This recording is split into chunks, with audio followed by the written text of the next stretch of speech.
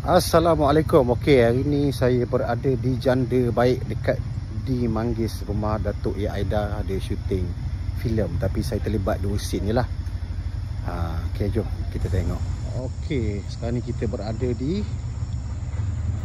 Manggis. Ni Datuk Ya Aida yang punya. Jom kita tengok apa kejadian. Jadi inilah kejadian dekat set. Jadi set syuting. Kita shoot malam. Syuting malam. Jadi itulah dia kejadian dia. Hari ni kita kerja syutas. Filem tajuk dia Nafsu dekat Janda Baik.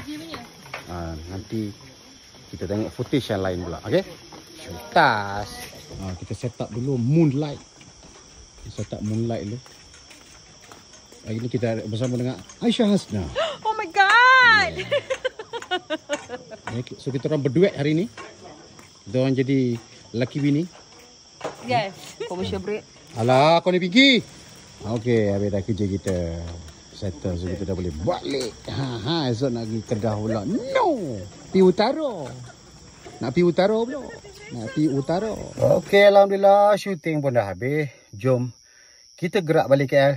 Pagi nanti nak berangkat ke Kedah pula, InsyaAllah. Okey, bye. Puas balik.